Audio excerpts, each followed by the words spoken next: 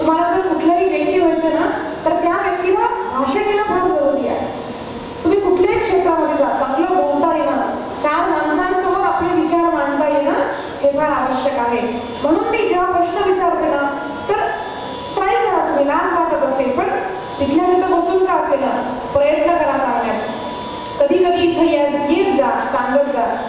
घाबरतात, थोडं चुकतात एवढंच ना, आपण ते खूप मोठे नाही आहेत ना, चुकलो तरी हरकत नाही. चुकल्यापासून आपण काय शिकतो, चुकीपासून शिकतो की नाही, मी तर चुकले होते असं पुन्हा मी नाही करणार. मग धैर्य येतो की आपले ना.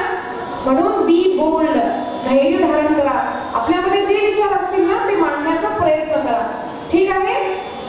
आपला काय विषय चालला होता, प्राणायाम, योग, आसन. हे जो रोज करतो ना तो निरोगी राहतो.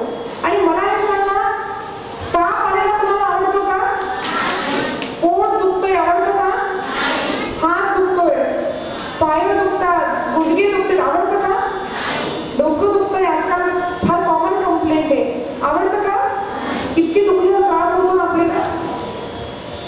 दुखतं का तुमचं काही? कधी कधी ताप येतो ना, सर्दी होते ना. आता तुम्हाला मी माझं एक्झाम्पल सांगते. मी सुद्धा योग प्राणायाम करत नव्हते, फक्त 1.5 वर्ष झालं मी करते. लहानपणी मला पण माहित नव्हतं, कारण आपल्या देशामध्ये, आपल्या देशातूनच योग खरा आलेला आहे.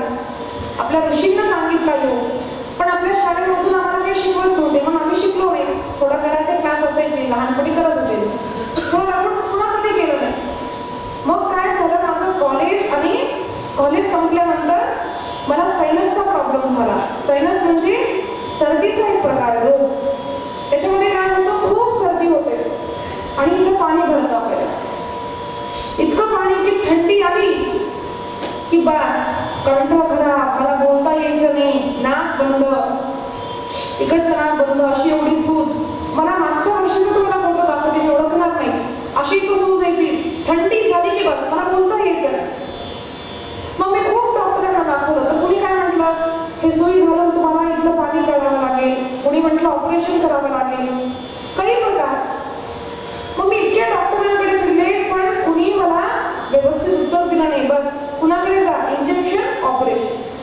आता ते कुणाला आवडतं का सांगा? नाही. मग मला पण आवडलं. मग मी काय केलं, मला एका आयुर्वेदाचार्याने सांगितलं तुम्ही योग करा, कमी होऊन जाईल. मग मी पण असंच हसायचे, असं बसून हे काय करणं, कुठं हातावर खाली असं काय, मला आय वॉज नॉट कम्फर्टेबल. पण मी म्हटलं ठीक आहे, डॉक्टरांकडे फिरल्यापेक्षा करून तर पाहूया ना, ठीक आहे. म्हणून मी केलं आणि फक्त 2-3 महिन्यामध्ये इतका बदल घडला की आता मी थंड पाण्यानं जरी स्नान केलं किंवा थंडीमध्ये जरी कुठं गेले. आता मी कथा सांगते, हैदराबादला एक प्रकारचं वातावरण, इथं वेगळं वातावरण, इथलं पाणी बदल आहे का नाही? आता मी हैदराबादून बॉटल आणू शकते का? नाही. काय करणार ना?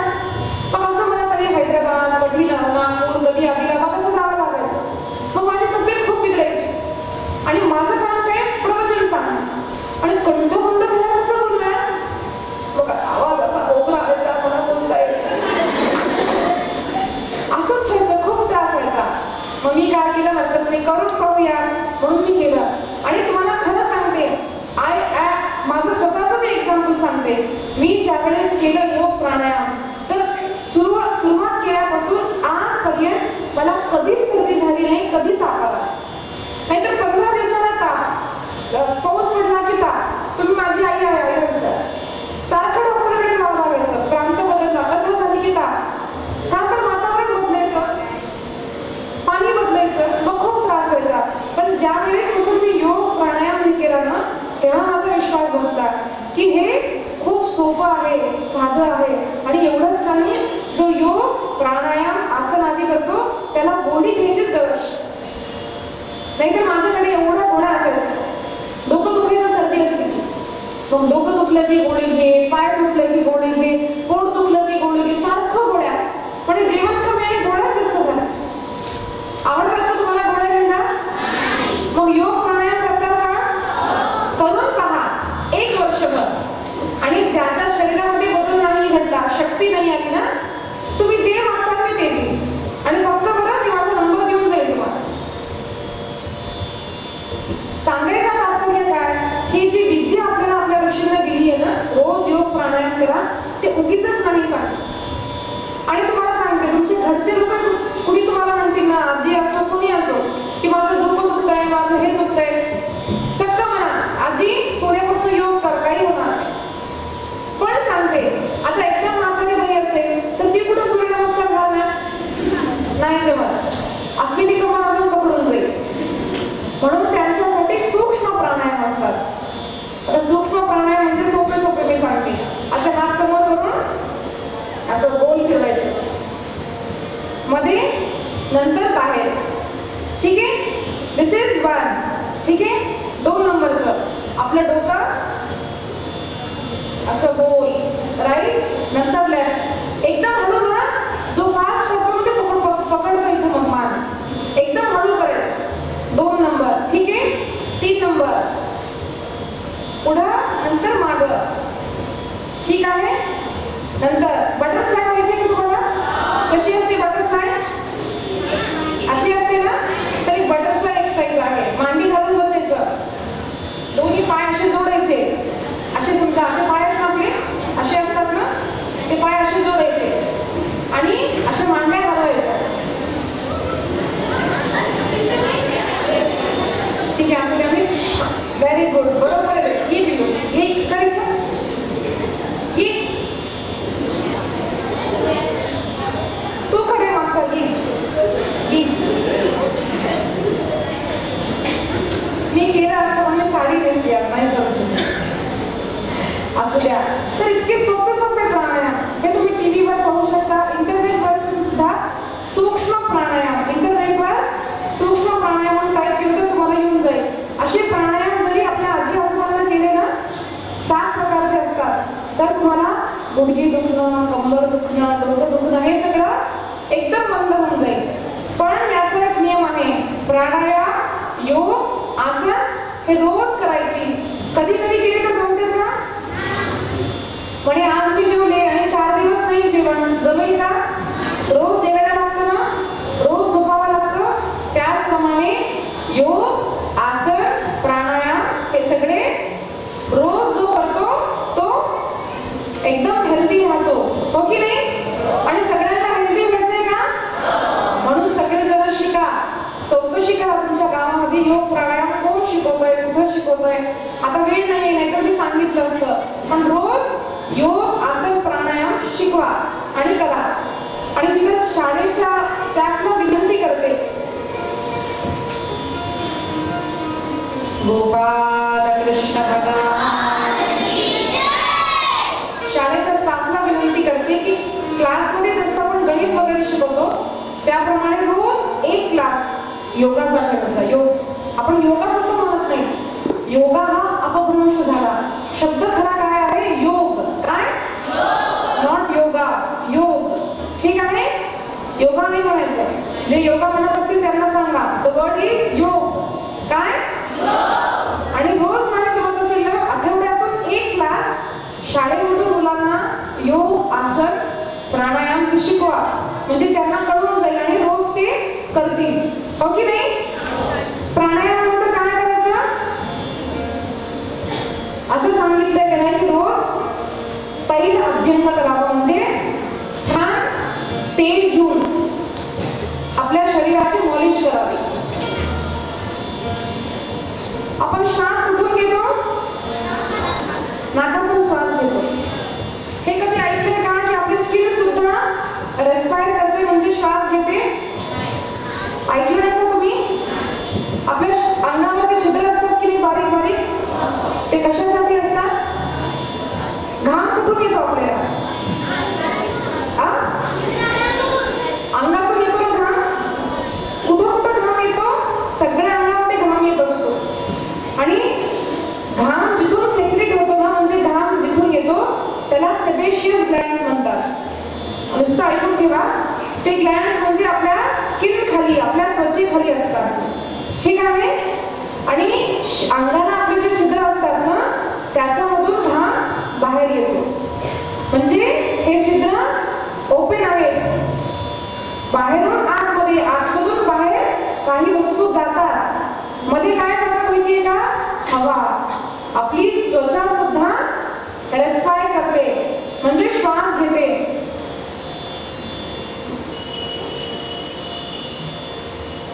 सोडून अजून कशापासून श्वास घेतो आपण? तुम्ही सांगा. नाही, यांना सांगू द्या. कुठून श्वास घेतो? नाही, या 5 1 2 3 4 5 6 7 सांगा तुम्ही. सांग.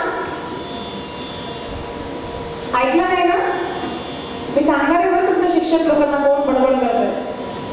आज किती बडबड करतायत? हो, आवडत नाहीये का तुम्हाला? मग का बडबड करताय? मला खूप डिस्टर्ब होतंय आज. लवकर समजू का? छान छान विषय आहे ना. मग ज्यांनी बडबड केली त्यांनी काय करायची? कोंबडी व्हायचं की नाही? उभं करू का मग मी? उभं करू?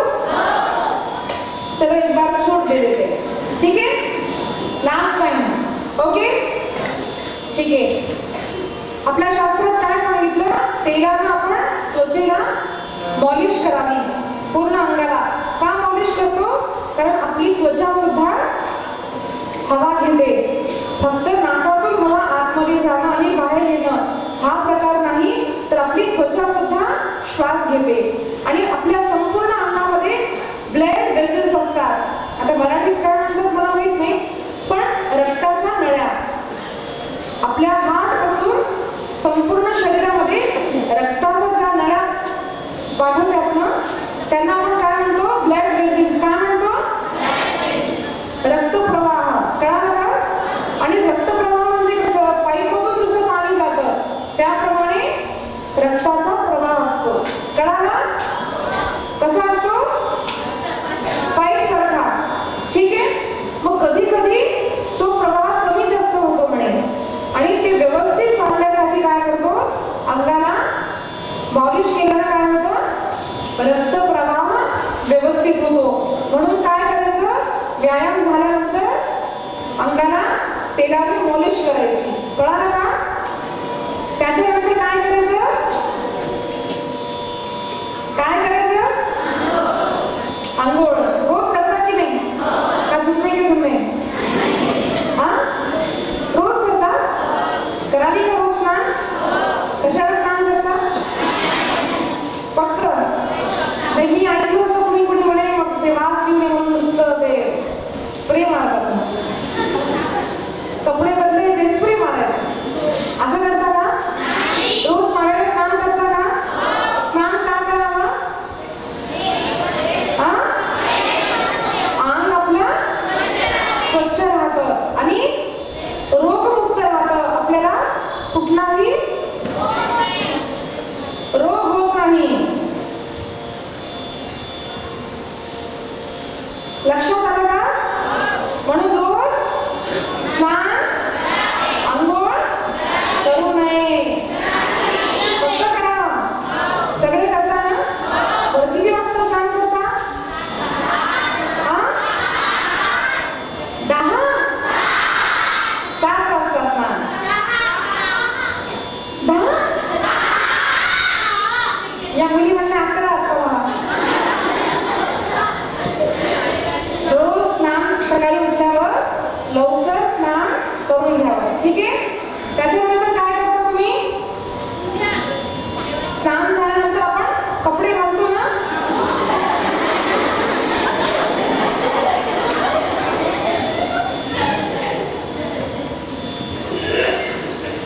ठीक आहे. हे मी काय सांगते, आपण रोज कपडे घालतो ना, ते अनेक लोक काय करतात? कालचेच कपडे दुसऱ्या दिवशी घालतात न धुता. असं करतात का कुणी? मला माहिती आमसिंगची मुलं फार छान आहेत. असं नाही करत ना? तसं करू नये बरं. आदल्या दिवशी कपडे जे घालते ते घरी आणून तसेच ठेवायचे, पुन्हा दुसऱ्या दिवशी घालायचे. कपडे असे नाही करायचे. रोज कपडे धुतलेले घालायचे. आणि आपल्याकडे धोती म्हणतो आपण, धोतर, तो शब्द कुठून आला माहितीये का? धुले हुए वस्त्र, म्हणजे धुतलेले वस्त्र जे असायचे ना त्यांना आपण धोती म्हणायचो. आता ती प्रथा झाली, बाबा धोती घालतो आपण असं म्हणून शब्द पडतात. पण आपल्याकडची पद्धत काय? भारतीय संप्रदाय मध्ये वस्त्र कोणते घालतात? पुरुष लोकांबद्दल सांगा. काय घालायचे आपले भारतीय संप्रदाय लोक? धोतर अजून लॉंग कुर्ता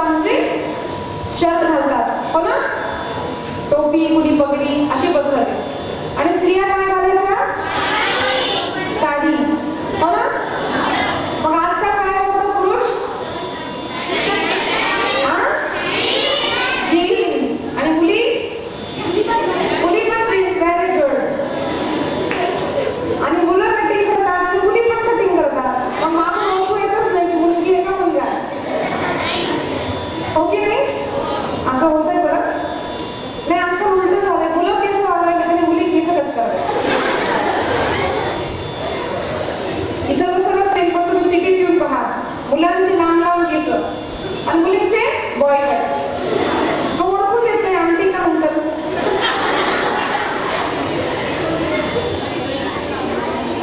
आपल्या वेशभूषेचा सुद्धा फार महत्व आपण ऐकला ना आता. तर आपल्या देशामध्ये जीन्स का घालत नाही, जीन्स का घालत नाही, ही इतर देशांचा संप्रदाय होता की जाड कपडा जीन्स हा प्रकार इतर देशात घातला जायचा, घालतात लोक. आपल्या देशामध्ये लूज कपडे वापरतात, धोती वगैरे, हो की नाही. अशी का पद्धत होती माहितीये का, आपल्याकडे जे संप्रदाय जी प्रथा सांगितली ना त्या प्रत्येक याच्या मागे एक अर्थ होता. का घालावा म्हणजे आपला देश हा गरम आहे, हो की नाही. इथं बर्फ पडतो का, इतर अनेक देशामध्ये बर्फ पडतो ना, मग ते कपडे कसे धुणार, कधी वाळणार त्यांचे कपडे. तिथं सूर्यकिरण रोज येत नाही, फक्त उजेड असतो. म्हणून तिथले लोक काय करतात, त्या थंडीपासून आपल्या शरीराचं संरक्षण करण्यासाठी जाड कपडे घालतात. म्हणून जीन्स हा प्रकार त्यांच्याकडे निघाला आणि आपल्याकडे धोतर, साडी, पंजाबी ड्रेस हे सगळे लूज कपडे आपल्याकडे घातले जातात आणि घालावे सुद्धा. कारण आज जरी आपण, तुम्ही डॉक्टरांना विचारा, जे टाईट कपडे घालतात ना फार अंगाला चिटकून, त्यांना अनेक प्रकारचे स्किन डिसीजेस होतात. कारण आपली त्वचा सुद्धा श्वास घेते, हो की नाही. आणि त्याला आपण घट्ट असं बंद करून टाकलं, टाईट कपडे घातले, मग ते श्वास घेऊ शकते का.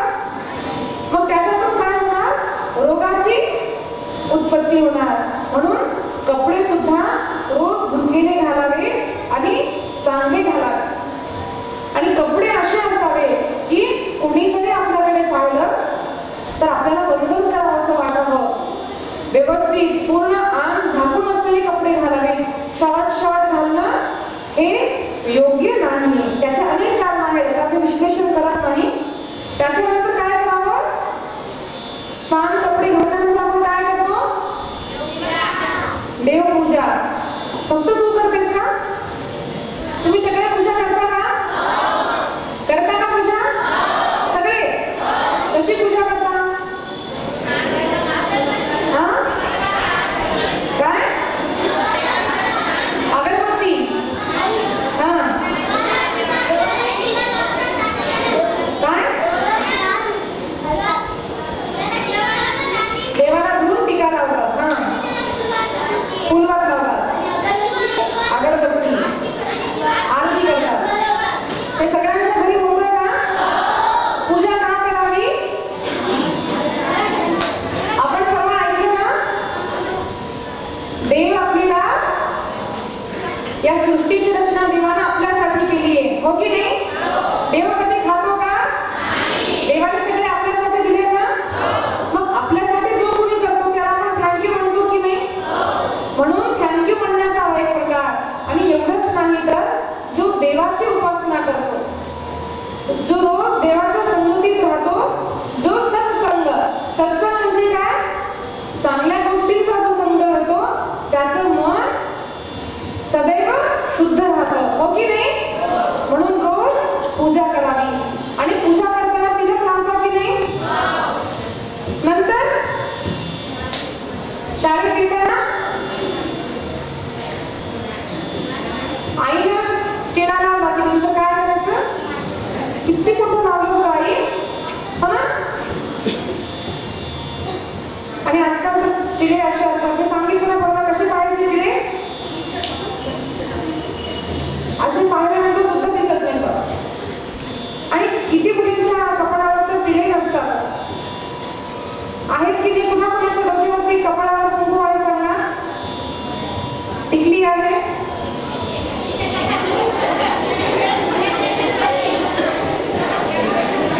मला दिसत नाही बाबा सगळ्यांच्या डोक्यावर कपडावर आहे ना, पक्क. आणि सकाळी लावलेली टिकली संध्याकाळपर्यंत तशीच असावी. कुणी कुणी काय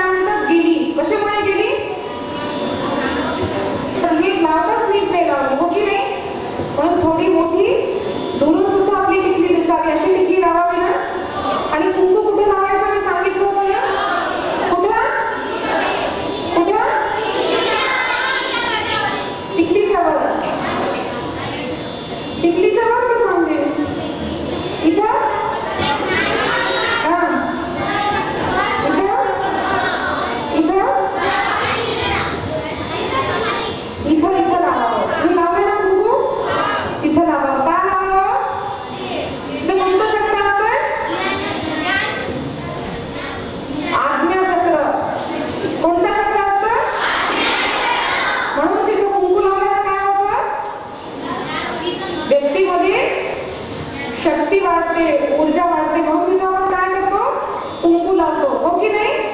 म्हणून रोज प्रत्येकाने तिलक धारण करावं आणि शाळेमध्ये जाताना सुद्धा तिलक लावावं. कुणी चिडवत असेल तरी सुद्धा लावून जा, हरकत नाही. चिडवतात का कुणी मित्र? चिडवतात मित्र? उलट असं झालं पाहिजे, आपल्या शाळेत प्रत्येक मुलांनी टिळे लावले पाहिजे. आणि जर कुणी नाही लावलं ना तर त्याला चिडवलं पाहिजे की बाबा हा टिकली नाही लावत, हो की नाही? मग रोज लावून जाणार सगळे ना, तिलक धारण करायचं. त्याच्यानंतर काय करतात, रोज काय करतो आपण, आपल्या कामाला जातो ना, लहान मुलं असतील तर शाळेत जातात, हो की नाही? आणि घरी स्त्रिया ज्या असतील, पुरुष मंडळी जी घरी असतात, त्यांच्यासाठी नियम मी सांगते. घरी रोज आपण स्वयंपाक करतो ना, घरी रोज स्वयंपाक होतो ना, स्वयंपाक झाला की आपण काय करावं,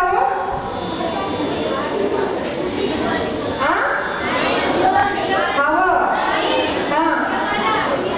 देवाला नैवेद्य दाखवतो ना.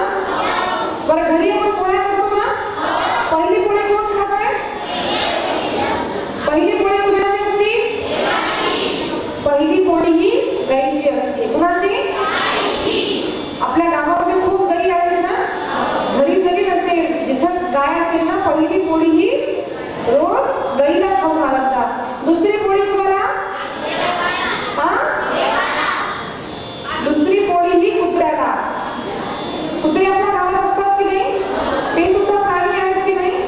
त्यांना. आणि आपल्याकडे पद्धत आहे, रोज आपण खाण्यापूर्वी आपल्या घरामध्ये आपण काही ठिकाणी मुंग्या पाहतो ना, मुंग्या असतात की नाही? मुंग्या जरी दिसल्या नाहीत, एखाद्या ठिकाणी आपण साखर टाकली ना तिथं मुंग्या येतात. म्हणून रोज कुठल्या तरी एका जागेत जाऊन थोडीशी साखर घालावी, रोज मुंग्यांना सुद्धा खाण्यासाठी द्यावं. आणि रोज आपण देवाला नैवेद्य दाखवावा. आणि देवाला नैवेद्य दाखवल्यावर ते काय होतो, देवाला पेढा दाखवला मग तो काय झाला, प्रसाद, हो की नाही? आधी तो पेढा होता, नंतर काय झाला, रोज देवाला नैवेद्य दाखवून जेवण करावं. तर आपल्याकडे पद्धत सांगितली आहे पंचमहायज्ञांची, 5 यज्ञ. पंचमहायज्ञ ऐकायचे का? पहिला यज्ञ म्हणजे ब्रह्मयज्ञ. ब्रह्मयज्ञ म्हणजे काय? पहिला यज्ञ कोणता? ब्रह्मयज्ञ म्हणजे रोज काय करायचं, रोज काहीतरी अभ्यास करायचा. अनेक ग्रंथांचा असो, आपल्या शाळेचा पण आपण अभ्यास करायचा, पण रोज एखादा नियम ठेवायचा की रोज दासबोध, भगवद्गीता, भागवत किंवा असे जे ग्रंथ आहेत ना त्याचं पारायण करायचं. कशाचं पारायण करायचं? भागवत, अजून दासबोध, अजून भगवद्गीता. कंटाळा आहे का? 2 मिनिट नाम संकीर्तन करूया का? छान म्हणता ना तुम्ही, किती गोड आवाज आहे तुमचा. मी सीडी दाखवणार आहे तुमच्या गावात, बरं मुलांना. छान छान म्हणायचं ना मग. आता छान भजन म्हणते का? तुम्हाला शिकवते आम्ही.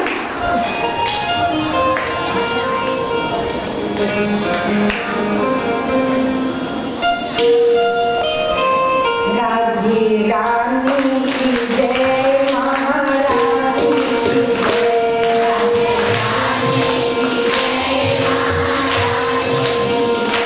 राधे रानी की जय, महारानी की जय, राधे रानी की जय, महारानी की जय, राधे रानी की जय, महारानी की जय, बोलो बरसाने वाली की जय जय जय,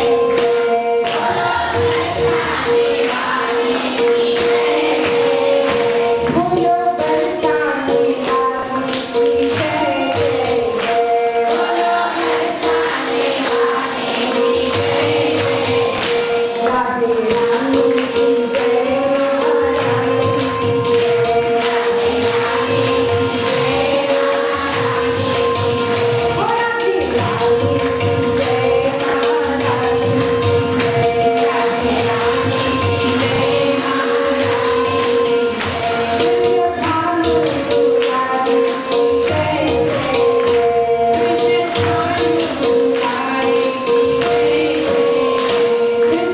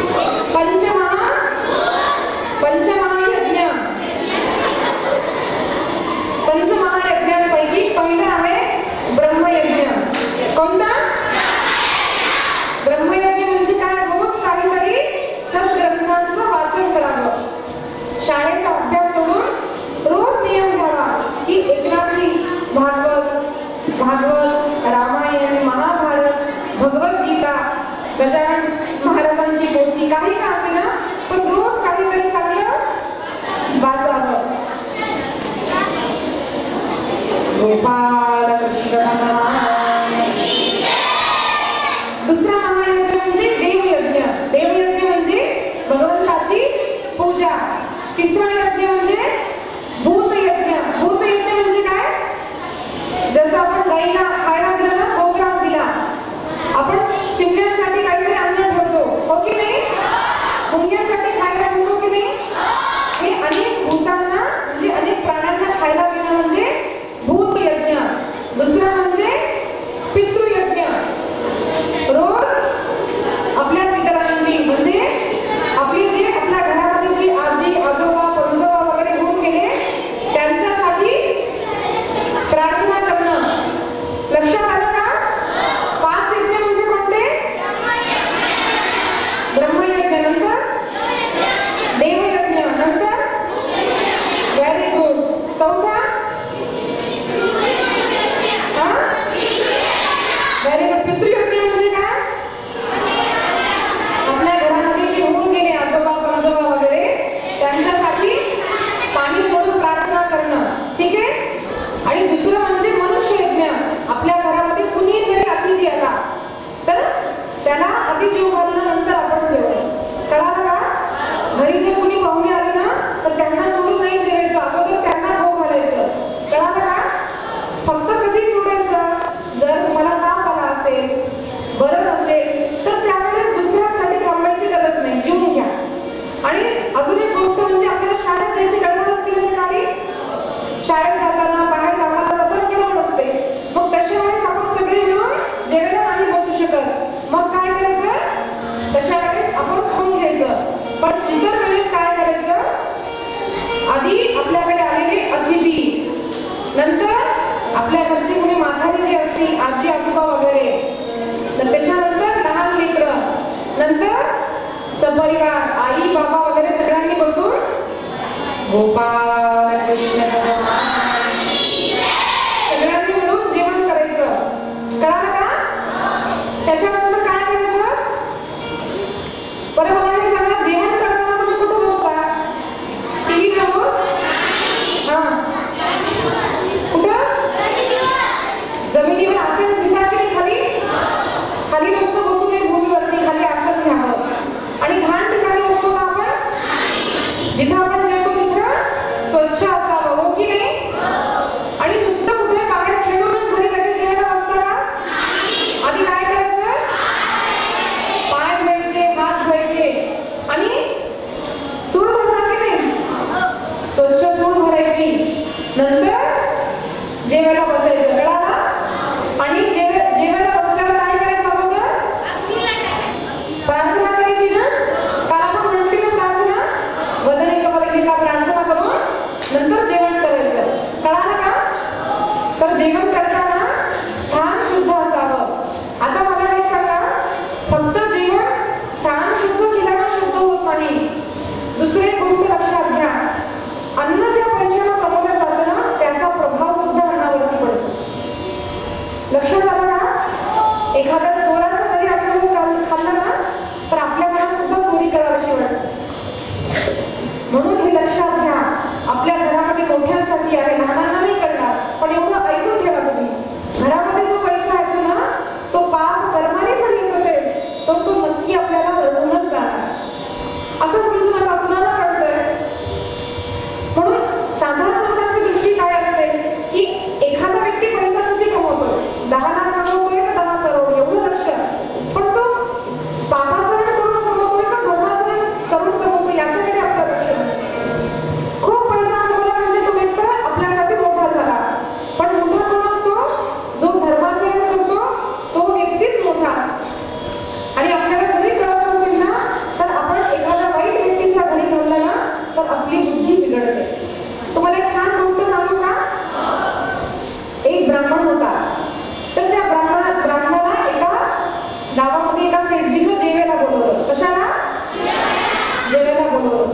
आणि तो ब्राह्मण जेवायला बसला आणि जेवण करायला चांदीच्या ताटामध्ये छान जेवायला वाटलं म्हणे. भाजी पोळी वरण भात गोड केलं होतं, लोणचं चटणी छान तो जेवत होता. आणि त्याचं जेवण झाल्यानंतर त्याला वाटलं, अरे वा, चांदीचं ताट, चांदीची वाटी, आणि त्याला वाटलं आपण एखादी वाटी घरी घेऊन जाऊ. आणि जेवण झाल्यानंतर त्यांनी काय केलं, पटकन ती वाटी उचलली आणि आपल्या बॅगमध्ये घालून तो घरी आला. आणि घरी आल्यानंतर त्याला असं वाटलं, अरे मी तर पूजा करणारा ब्राह्मण आहे, मी लोकांना सांगतो की तुम्ही चांगलं वागा, आणि माझ्या बॅगमध्ये असं वाटी कशी काय आली, मी कशी काय चोरी केली. त्याला खूप वाईट वाटलं आणि त्यांनी काय केलं, त्या सेठजीकडे जाऊन विचारलं, सेठजी तुम्ही पैसा कसा कमवता. आणि त्याला चौकशी केल्यावर कळालं, तो ज्या सेठजीकडे जेवायला गेला होता ना, तो वाम मार्गाने म्हणजे वाईट काम करून इतरांना त्रास देऊन त्याच्याकडे घरी कसा पैसा यायचा आणि तो कसा पैसेवाला झाला होता. आणि त्या ब्राह्मणाला खूप वाईट वाटलं, अरे मी जो व्यक्ती वाईट पद्धतीने पैसा कमवतो त्याच्या घरचं अन्न खाल्लं म्हणून मी ब्राह्मण, मी चांगला होतो, मी पूजा करणारा, आणि माझ्या मनामध्ये काय झालं, चोरी करायची इच्छा झाली. का तर मी वाईट माणसाच्या घरी खाल्लं.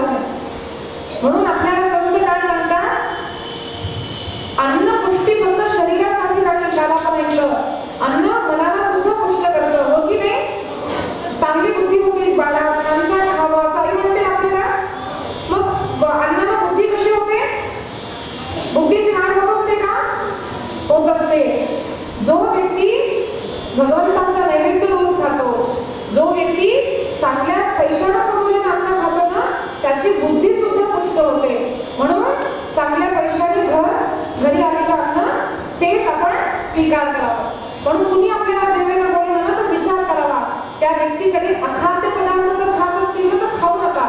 मग तुमचे मित्र मैत्रिणी का असेल, अगदी कुणी नातेवाईक का असेल, हे खात असतील ना, ते म्हणजे करावं काय, संडे ते संडे रोज खाओ, रोज खाओ अंडे. असं जर कोणी खात असतील अंडा किंवा कुठलाही मांसाचा प्रकार, त्यांच्याकडे खाऊ नका.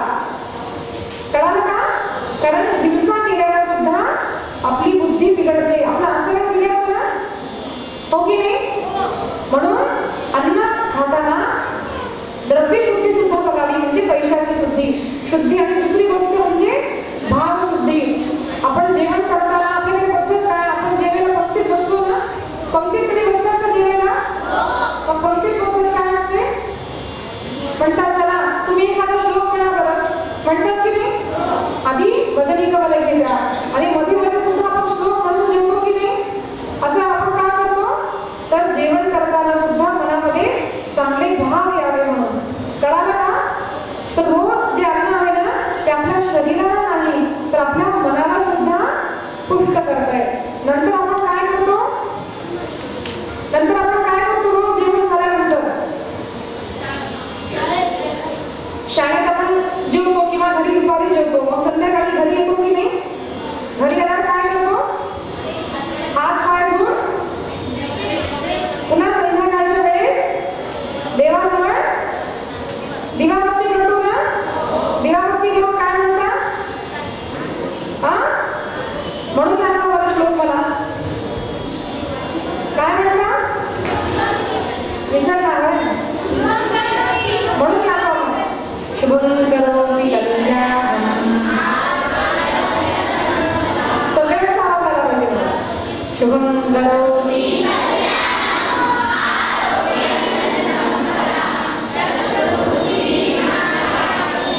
दीपज्योती नमस्तुते अशी प्रार्थना करतात. आणि नंतर काय करतात, घरच्या मोठ्यांना सुद्धा नमस्कार करायचा रोज, करतात की नाही. मोठी आजी आजोबा काका काकू आई बाबा दादा बहीण सगळ्यांना रोज नमस्कार करायचा, हो की नाही. आणि संध्याकाळी सुद्धा जेवण करताना प्रार्थना करून जेवण करायचं.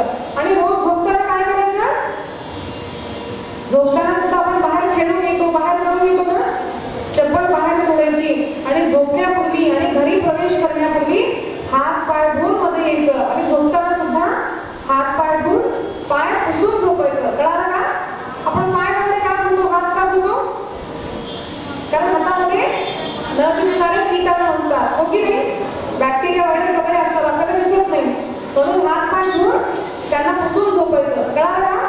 आणि नुसतं झोपी जायचं का नाही,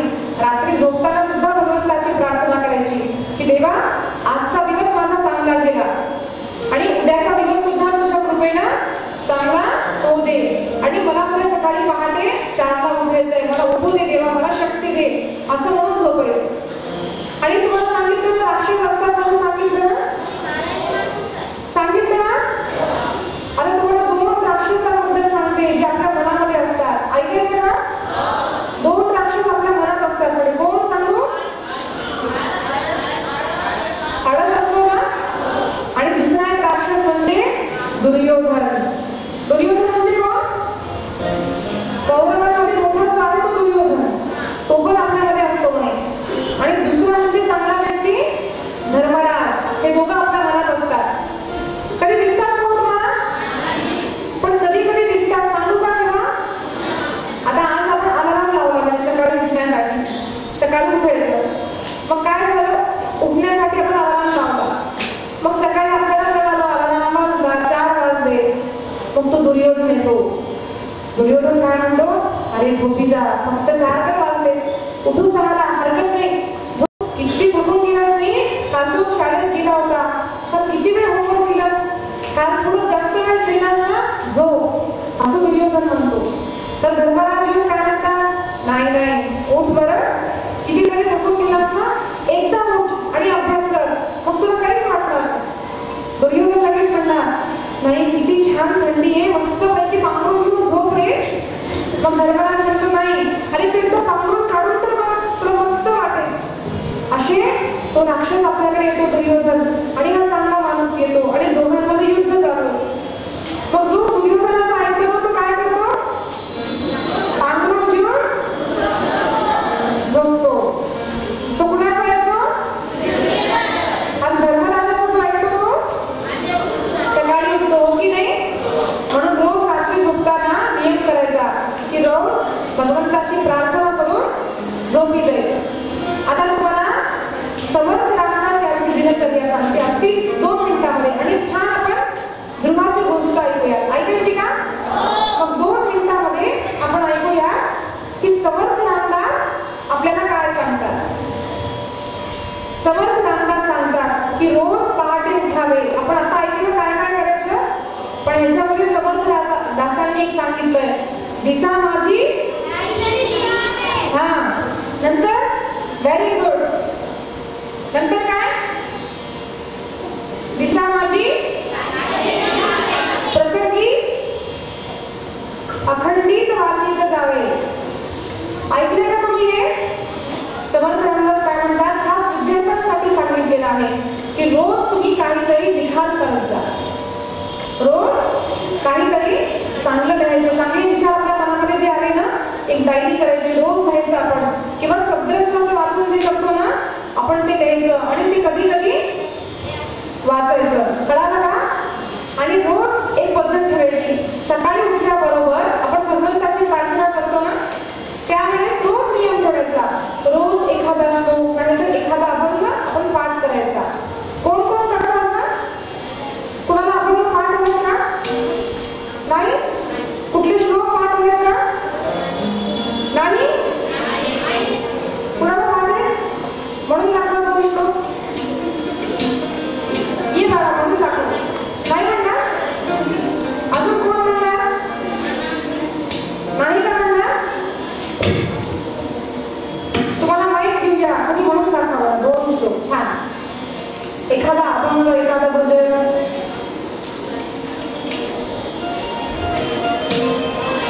कोण म्हणून दाखवूया? कोणी नाही ना? सगळे टाळ्या वाजवा त्याच्यासाठी.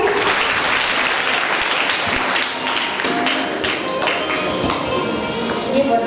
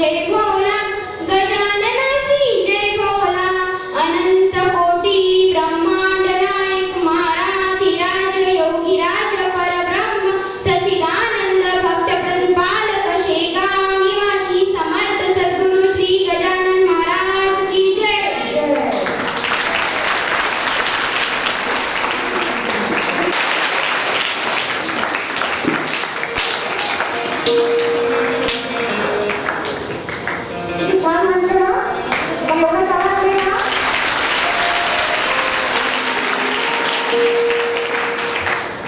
आता मी पुढच्या वेळेस आला अजून विचारणार, सगळं त्यांना सांगतात देवा आम्हाला अमृताची प्राप्ती करायची, कारण अमृत पिल्यानंतर आम्हाला आम्ही अमरजीवी होऊ, अनेक वर्षापर्यंत आम्ही जगू, म्हणून आम्हाला अमृत प्राशन करायचं. मग काय करावं? तर भगवान नारायणाने काय सांगितलं, तुम्ही समुद्राचं मंथन करा. मंथन म्हणजे काय का? ताक कसं करतो आपण माहिती का? असंच करतो ना ताक, त्याप्रमाणे समुद्राला मथा म्हणे तुम्ही. समुद्र म्हणजे किती मोठं असतं? खूप मोठं, हो की नाही? मग त्याचं मंथन कसं करणार? मग सगळे देवता म्हटले कसं करायचं? तर भगवंताने सांगितलं तुम्ही काय करा, हे काम एकट्याच्याने होणार नाही, खूप मोठं काम आहे, म्हणून तुम्ही राक्षसांकडे जा. बली आणि अनेक राक्षस जे आहेत त्यांच्याकडे जा, त्यांची मदत घ्या. खूप लक्षपूर्वक ऐका, याच्यानंतर मी खूप छान याचा सार आपण ऐकूया. मग भगवंताने काय सांगितलं, खूप मोठं काम आहे, तुम्ही राक्षसांकडे जा आणि दोघंही मिळून या समुद्र मंथनाचं काम करा. मोठं काम जेव्हा करायचं असतं ना, तेव्हा कधी कधी इतरांची सहायता घ्यावी लागते. आता राक्षस म्हणजे वाईट की नाही, हो की नाही? मग देवता म्हणे वाईट लोकांकडे जायचं, हो म्हणे. कधी कधी समाजामध्ये किंवा घरामध्ये, राष्ट्रामध्ये कुठेही चांगलं काम करायचं असेल ना, तर कधी कधी असं होतं की वाईट लोकांच्या हातामध्ये सत्ता असते. वाईट लोकांना आपल्या सोबत घेतल्याशिवाय आपण कधी कधी चांगली कामं नाही करू शकत. का? तर समजा एखादा व्यक्ती चांगलं काम करायला निघाला, तर वाईट लोक काय करतात? काढा लावतात, ते काम रोखवण्याचा प्रयत्न करतात ना. मग समजा आपण त्या वाईट लोकांना आपल्या सोबत घेतलं, मग ते आपली मदत करतील की नाही? कारण हे काम त्यांचं सुद्धा झालं ना. म्हणून देवाने सांगितलं, हे पहा तुम्ही राक्षसांना सुद्धा सोबत घ्या आणि दोघंही म्हणून करा, मग हे सफल होईल म्हणे. का आता मंथन कसं करायचं इतक्या मोठ्या समुद्राचं? आपण छोट्याशा पातेल्यामध्ये दही घेतो, पाणी घेऊन असं रवीला हलवतो की नाही? कोण जातात? पण इतक्या मोठ्या समुद्रामध्ये रवी कोणती आणायची हलवण्यासाठी? आता ती कुठे मिळणार? मग भगवंताने सांगितलं मंदराचल पर्वत. कोणता पर्वत? मंदराचल खूप मोठा पर्वत आहे, त्या पर्वताला घेऊन जाऊन तुम्ही समुद्राच्या मध्यभागी ठेवा आणि मग हलवण्यासाठी दोरी म्हणजे वासुकी नावाचा जो नाग आहे ना, तो खूप मोठा नाग आहे. त्या नागाला प्रार्थना करा आणि त्याचा वेटोळा असा घाला त्या मंदिराच्या पर्वताला, असं बोल. आणि दोघं जण इकडून ओढा, इकडून ओढा, असं ओढा, असं ओढा, असं करतो की नाही आपण? असं करा. पूर्वीची पद्धत, आता आपण प्रवीण असं करतो. पूर्वी कसं करायचे? असं ओढायचे की नाही? तर त्याप्रमाणे तुम्ही करा म्हणे. मग त्या समुद्रामधून तुम्हाला अमृताची प्राप्ती होईल. मग ठरलं, सगळे देवता कोणाकडे गेले? राक्षसांकडे गेले आणि राक्षसांना सांगितलं, हे पहा आपल्याला अमृताच्या प्राप्तीसाठी समुद्राचं मंथन करायचं. राक्षस म्हणाले ठीक आहे, आम्ही तुमची मदत करू, पण आमची एक अट आहे.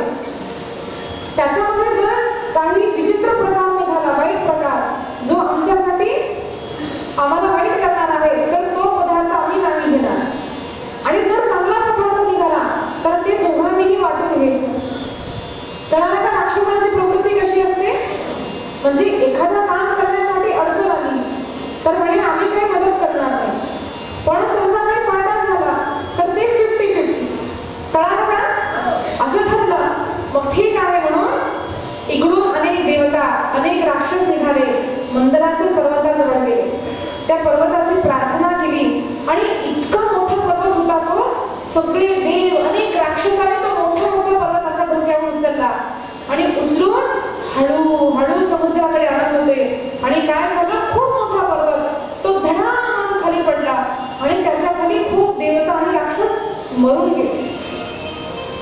मग भगवंताने काय केलं, देव आले आणि देवांनी काय केलं, आपल्या शक्तीने पुन्हा सगळ्या राक्षसांना आणि जे देवता मेले होते त्यांना पुन्हा जिवंत केलं.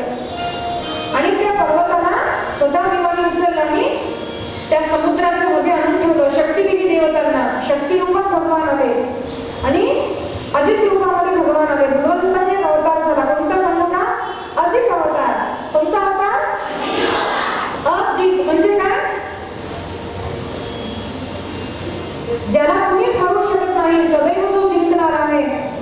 अजित भगवंताचा अवतार झाला आणि त्या भगवंताने जेव्हा सहायता केली ते पर्वत उचलला ना, तो पर्वत उचलला गेला. मग खूप मोठा पर्वत असा उचलला आणि तो आणून समुद्राच्या मध्यभागात ठेवला. कुठे ठेवला?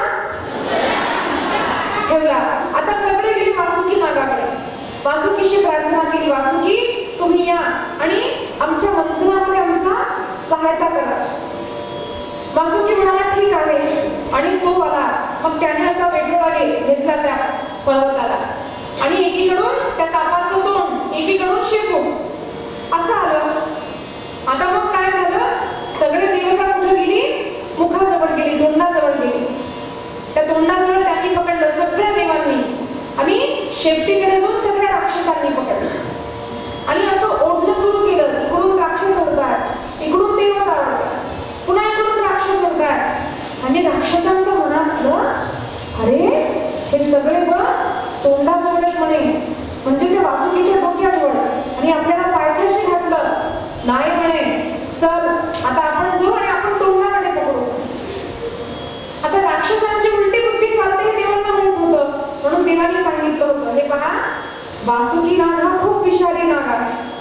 त्याच्या तोंडातून सारखं विष निघत राहतं आणि तुम्ही जर राक्षसांना म्हणलात ना तुम्ही तोंडाकडून पकडा, ते नाही पकडणार. आता एखाद्याला सांगितलं तू असं कर तर वाईट माणूस काय करतो? मुद्दामून उलट करतो. एखाद्याची पद्धतच अशी असते. म्हणून देवाने सांगितलं तुम्ही जाऊन तोंडाकडे पकडा म्हणे. म्हणून सगळे देवता तोंडाजवळ जेव्हा पकडले तर या दैत्याला वाटलं, दैत्य म्हणजे राक्षस म्हणजे दानव, दैत्य, राक्षस, असुर, निशाचर हे सगळ्यांचा अर्थ राक्षस आहे. मग राक्षस म्हणाले चलो अरे हम तो मुख की ओर पकडेंगे. म्हणून त्यांनी सांगितलं हे पहा मंथन करायचं ना आम्ही तोंडाकडून पकडणार, जा तुम्ही शेपटीकडून. आणि देवांना चांगलं वाटलं, युक्ती बरोबर अप्लाय झाली. म्हणून सगळे देव शेपटीकडून आले आणि सगळे असुर सगळे राक्षस त्या तोंडाकडे गेले. तिथून जेव्हा विष निघत होतं तेव्हा सगळ्या असुरांना गाव होऊ लागला, म्हणजे आग होत होती आणि अनेक लोक ते मरून पडत होते. तर तेव्हा देवाने काय केलं, निद्रा रूप घेतलं. निद्रा ही सुद्धा भगवंताची शक्ती आहे. या देवी सर्वभूतेषु निद्रा रूपेण संस्थिता नमस्तस्यै नमस्तस्यै नमस्तस्यै नमो नमः. हा श्लोक ऐकलाय का? ऐकलाय ना? हा कशाचा श्लोक आहे? मार्कंडेय पुराणामध्ये दुर्गा सप्तशती आली आहे. दुर्गा सप्तशती मधला हा श्लोक आहे. तर दुर्गा सप्तशती काय सांगते? निद्रा हे सुद्धा देवीचं स्वरूप आहे, शक्ती स्वरूप आहे. समजा आपल्याला रात्री झोप नाही आली तर सकाळी डोकं दुखतं की नाही? बरं वाटतं का? रोज झोपेची गरज आहे की नाही? म्हणजे झोप सुद्धा ही परमात्माची शक्ती आहे. आणि देवाने काय केलं, निद्रा रूप घेतला आणि त्या सापामध्ये प्रवेश केला आणि मग तो नाग झोपी गेला म्हणे. मग तोंडातून विष निघालं नाही. मग काय झालं, पुन्हा मंथन आरंभ झालं.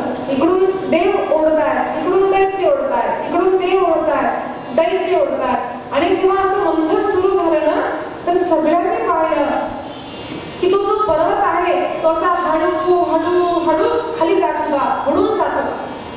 आता कसं मंथन करणार? सगळे घाबरून गेले. देवा देवा काय करावं, आमच्यावर कष्ट आलं, आता तुम्हीच काहीतरी करा. मग साक्षात भगवान नारायणांनी काय केलं, टॉर्टाईजला आपण काय म्हणतो मराठीत? काय इंग्लिश मध्ये? तर खूप मोठे टॉर्टाईज म्हणजे कासवाचं रूप घेतलं देवानी. आणि भगवान काय करतात, त्या मंदिराच्या पर्वताच्या खाली असं कासव रूपामध्ये भगवान प्रकट झाले. याला संस्कृतामध्ये कूर्म म्हणतात. कळालं का? कूर्म नारायण भगवान की. भगवंताचा अवतार झाला. भगवंतानी त्या कासवाचं रूप घेतलं आणि आपल्या पाठीवरती मंदिराचं पर्वत ठेवला. आणि आता तो आसा फिरतोय, आसा फिरतोय. टॉर्टॉइज कसा असतो, असा असतो की नाही? आणि त्याच्यामध्ये असा पर्वत. आता तो खाली कसं पडणार? फिट बसला एकदम. आणि छान असं पुन्हा मंथन सुरू झालं. मग काय झालं, मंथन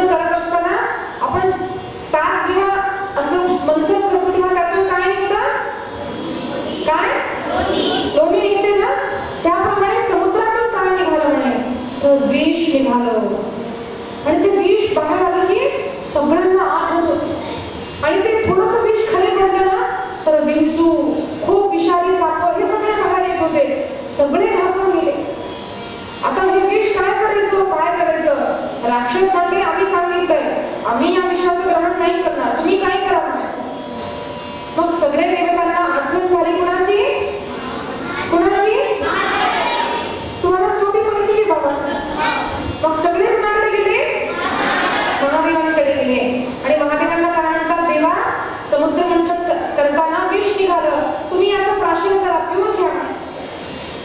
आणि महादेवांनी काय केलं? पिऊन घेतलं ना.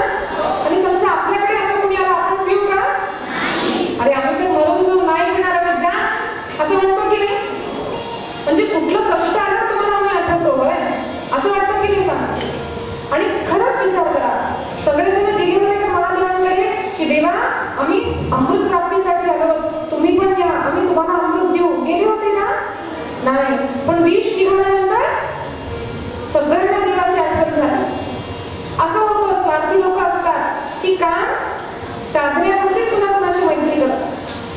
पण महादेव काय होते? सगळ्या देवांचे देव म्हणजे महादेव. का महादेव झाले? कारण देवाला असं वाटलं, अरे हरकत नाही, ते जरी कशी वागले, मी तर त्यांचा वडील आहे ना, मी परमपिता आहे आणि सर्वांचं रक्षण करण्यासाठी आपली शक्ती असा. आपण परवा ऐकलं की नाही दुसऱ्या दिवशी, आपली शक्तीचा उपयोग इतरांसाठी व्हावा, हो की नाही? मग महादेवांना वाटलं माझ्याकडे शक्ती आहे आणि माझ्या शक्तीचा उपयोग जर दुसऱ्यांसाठी होत असेल तर मी तो करेन. म्हणून भगवंतांनी काय केलं? त्या विषाचं प्राशन केलं.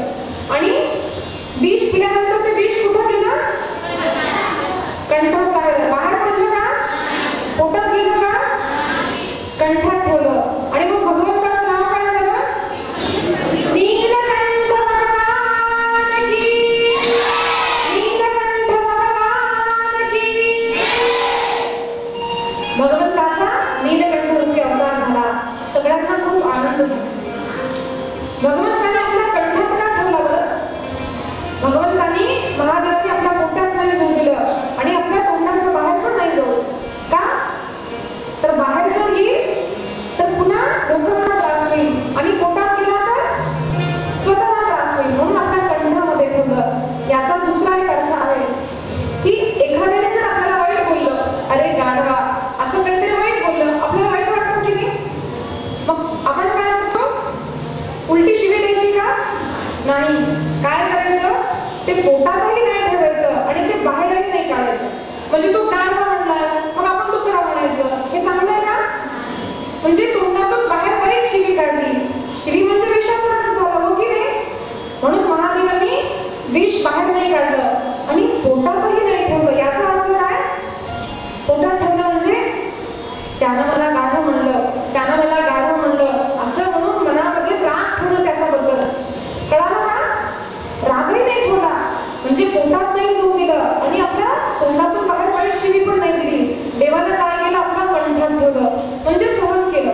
बस, तो मला वाईट बोलला ना, तू काय म्हणला, मी हो म्हणलं तर काय अर्थ झाला? दोघंही सारखे सहन केली. म्हणून कुणी कुणी वाईट बोललं तरी त्याला सहन करा, हे महादेवांनी सांगितलं. सगळ्यांनी जय जयकार केला महादेवांचा. हर हर महादेव. सगळ्यांनी जयकार केला आणि पुन्हा आले मंथनाचं कार्य पुन्हा सुरू झालं. आणि काय झालं? मंथनातून अनेक प्रकारचे पदार्थ निघत गेले. पांढरा घोडा निघाला, तो इंद्रानं घेतला. ऐरावत नावाचा हत्ती निघाला, तो कोणी घेतला? इंद्रानं घेतला. हत्ती कोणी घेतला? घोडा कोणी घेतला? सॉरी, राक्षसाने घेतला. राक्षसांकडे तो गेला. बलिराजाला तो घेतला. हत्ती कोणी घेतला? इंद्रानं घेतला. त्याच्यामधून गाय निघाली. ती गाय सगळ्या देवतांनी म्हणून ऋषीला दिली. कौस्तुभ मणी प्रकट झालं. ते सगळे घेऊन साक्षात विष्णूकडे जातात आणि भगवंताला ते कौस्तुभ मणी देतात. असे अनेक प्रकारचे पदार्थ निघाले. त्यातून चंद्र निघाला, सगळे निघाले. आणि काय झालं? त्याच्यानंतर त्याच्यामधून काय निघालं? साक्षात अमृत निघालं. अमृत निघाल्यानंतर सगळ्या दैत्यांनी काय केलं? ते अमृत अशा तांब्यामध्ये, मोठ्या तांब्यामध्ये बाहेर येऊन एका देवताने दिलं, धन्वंतरी देवतांना. धन्वंतरी हे सुद्धा भगवंताचा अवतार. ते बाहेर अमृत निघालं आणि सगळे दैत्य म्हणजे असुरांनी काय केलं? ते अमृत घेऊन पळून गेले. म्हणे हे अमृत आता आमचं. सगळे पळून गेले आणि ते राक्षस सुद्धा आपापसामध्ये म्हणू लागले, अरे हे मला दे. तो म्हणतो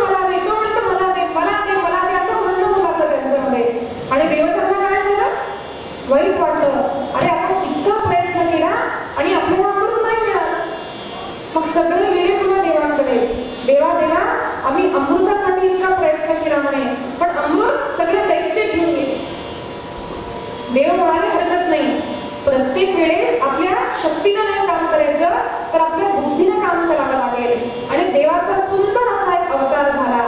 आज देव पितांबर धारण करून नाही, भगवान विष्णू साडी नेसून आले म्हणे.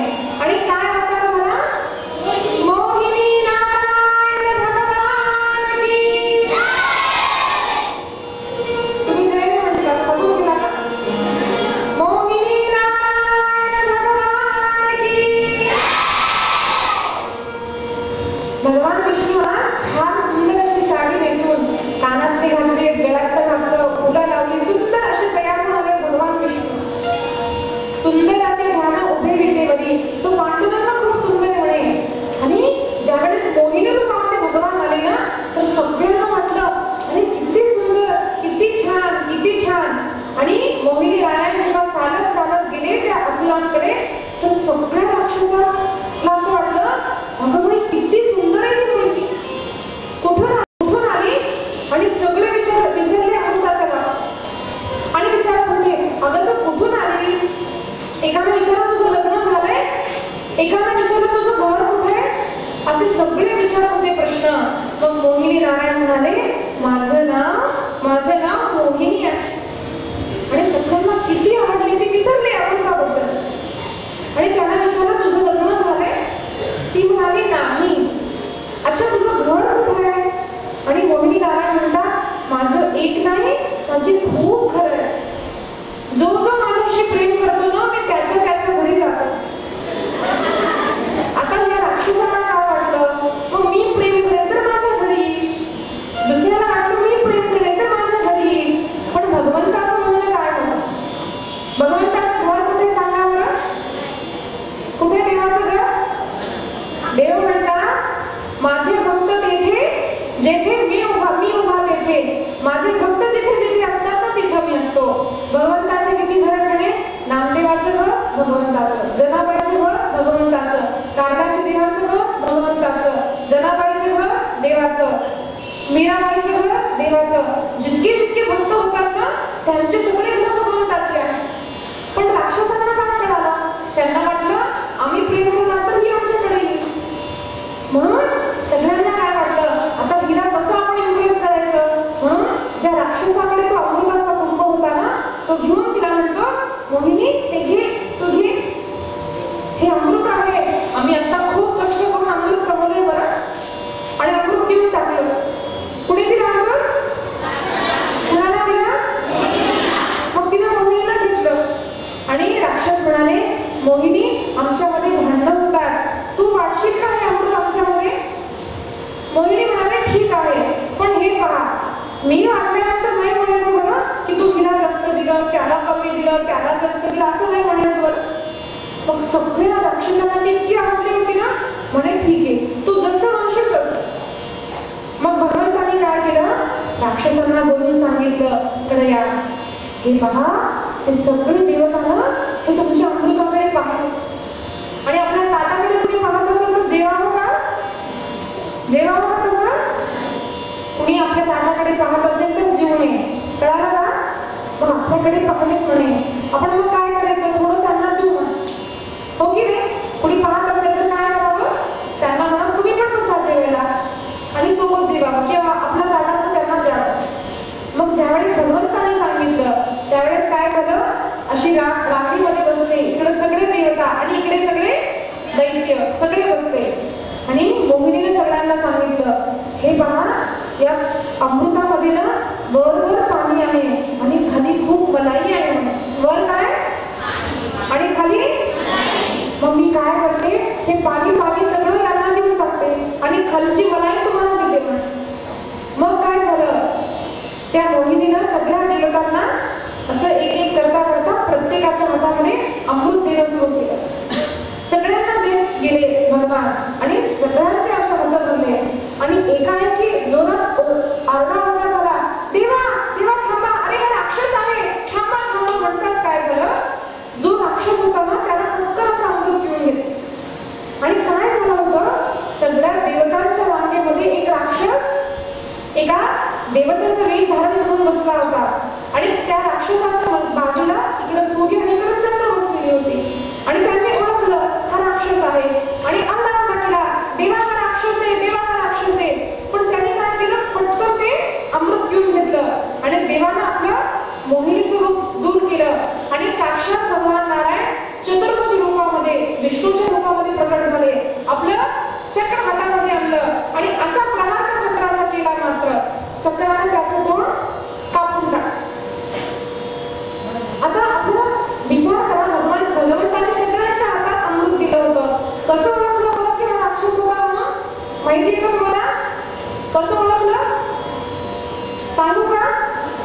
देवाने काय केलं, सगळ्यांच्या हातामध्ये अमृत दिलं, हो की नाही?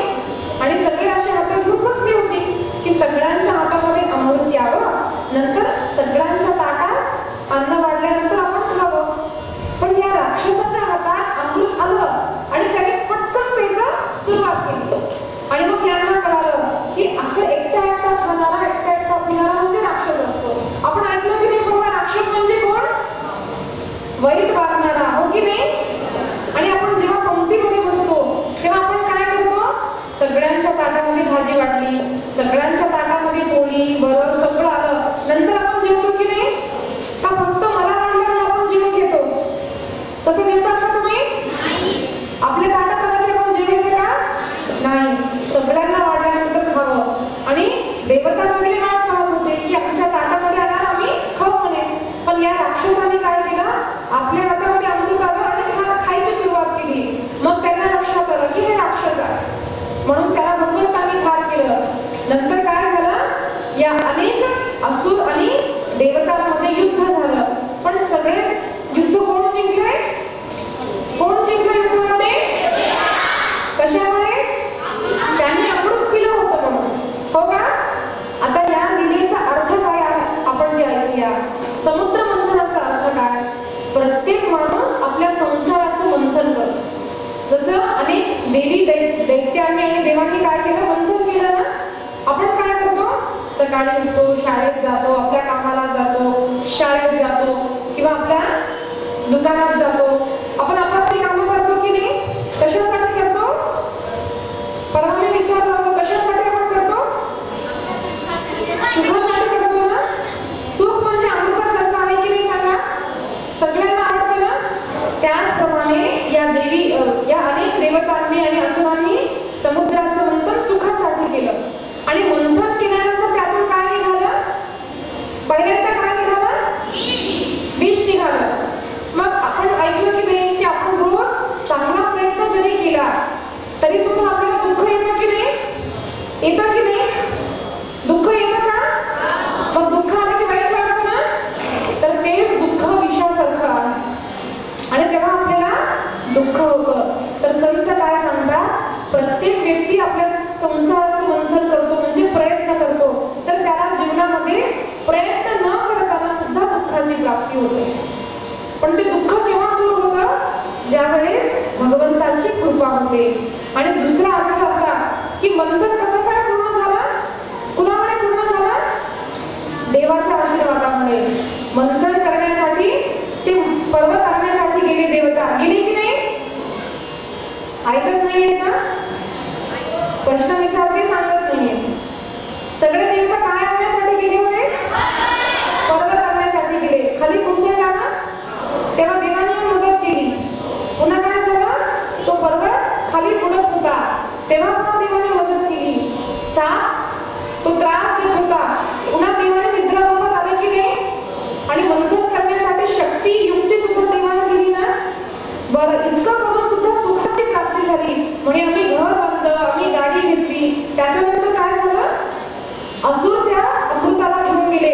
म्हणजे राक्षस लोक, वाईट लोक आपल्या सुखाला घेऊन जातात, प्रयत्न करतात, तेव्हा सुद्धा देवता दुःखी झाले ना. मग कोण आलं त्यावेळेस? मोहिनी नारायण आले की नाही? त्याचप्रमाणे माणूस जेव्हा अनेक प्रयत्न करतो ना, तर फक्त माणसाच्या प्रयत्नाने यश मिळत नाही, तर त्या प्रयत्नासोबत भगवंताची कृपा असावी लागते. कळालं का? समुद्र मंथन आपल्याला काय सांगतं? माणसाच्या प्रयत्नासोबत देवाची कृपा असावी लागते. Very good. दुसरी गोष्ट म्हणजे, अजून एक गोष्ट काय ऐकली आपण,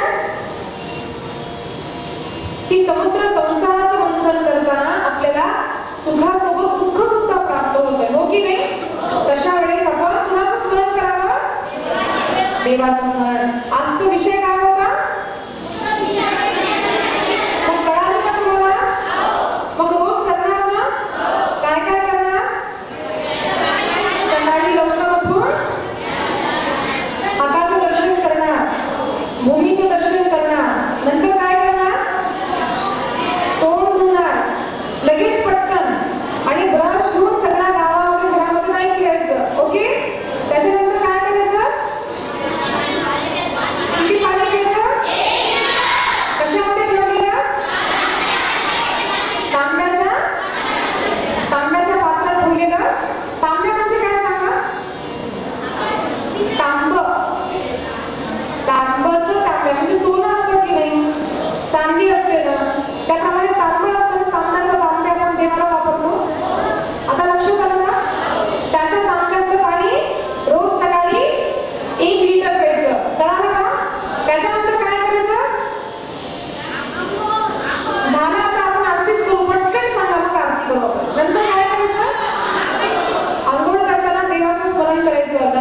नैचैव असं देवाचं स्मरण करता करता स्नान करायचं, स्वच्छ स्नान. नंतर काय करायचं? धुतलेली कपडे घालायची, हो की नाही? नंतर काय करायचं? देवाची पूजा. आणि रोज आपण जे अन्न खातो ते आधी कुणाला द्यायचं? नंतर. आणि रोज पक्षींसाठी आणि मुंग्यांसाठी सुद्धा काहीतरी अन्न ठेवायचं, देवाला नैवेद्य दाखवायचं, नंतर आपण खायचं. आणि रोज घरी तुम्ही आल्यावर अतिथीला जेवू घालायचं ना? अतिथी नंतर आपण जेवायचं का अगोदर? ठीक आहे. त्याच्यानंतर पूजा प्रार्थना करतो. नंतर काय करायचं? शाळेत जायचं किंवा आपल्या कामाला जायचं. कामामध्ये नीट लक्ष लावून अभ्यास करायचा. नंतर दुपारी जेवायचं ना? कसं जेवायचं? हात पाय स्वच्छ धुवून पुसून जेवायचं. जेवण्यापूर्वी काय करायचं? देवाची प्रार्थना करायची आणि चांगलं अन्न खायचं, शुद्ध अन्न. आणि खाताना देवाचं स्मरण करता करता खायचं. नंतर काय करायचं? घरी यायचं. घरी आल्यावर हात पाय धुवायचे, थोडं खेळायचं. दिवा लावायच्या वेळेस देवाची पुन्हा प्रार्थना करायची. रात्री झोपताना सुद्धा प्रार्थना करून झोपायचं. आणि रोजचा नियम काय ठेवायचा? रोज शाळेच्या अभ्यासासोबत काहीतरी पाठांतर करायचं. आणि मुख्य विसरलो, स्नान करण्यापूर्वी काय करायचं? करायचं की नाही? करणार की नाही? शिकणार का सगळे? कारण आपल्याला स्वस्थ व्हायचं ना. समर्थ रामदास रोज व्यायाम करायचे, भगवान श्रीकृष्ण व्यायाम करायचे, छत्रपती शिवाजी रोज व्यायाम करायचे. सगळे मोठे मोठे लोक जे झाले ना ते आपल्या शरीराचं संरक्षण करण्यासाठी व्यायाम करतात. म्हणून तुम्ही सुद्धा शिका. नंतर अथवा आपण कशाची ऐकली? कशाची? ते आपल्याला काय सांगतं? की संसारामध्ये आपण काम करताना सुखासोबत दुःखाची सुद्धा प्राप्ती होते. त्यावेळेस देवाची प्रार्थना करायची, हो ना? आता 2 मिनिट नाम संकीर्तन करून आरती करू का? आणि उद्या शेवटचा दिवस, उद्याचा विषय काय? मग उद्या एकटे नाही तर परिवाराला घेऊन येणार फक्त. आणि उद्या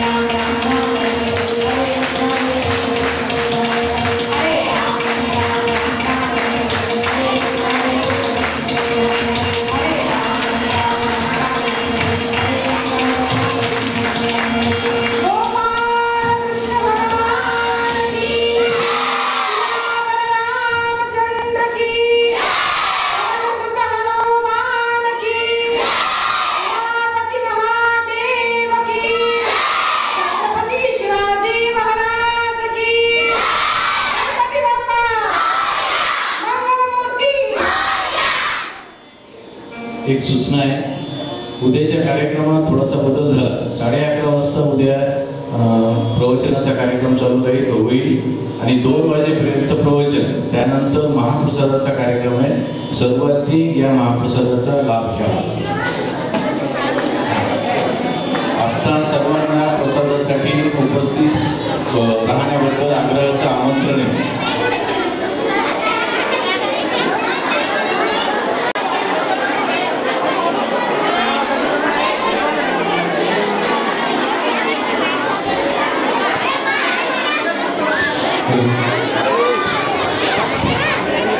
विद्यार्थ्यांसाठी वर्गाची सूचना आलेली आहे, ती कायम आहे. विद्यार्थ्यांसाठी ती वर्गाची सूचना आलेली आहे. सकाळी 9 वाजता शाळेत यायचं आहे आणि 4 वाजता गणपतीचे विसर्जन महाप्रसाद घेतल्यानंतर असल्यावर तुम्हाला समजायला पाहिजे. सर तिकडून घ्या म्हणतो, ते काकाजी घ्या म्हणतो, तुम्ही मला उभे राहता.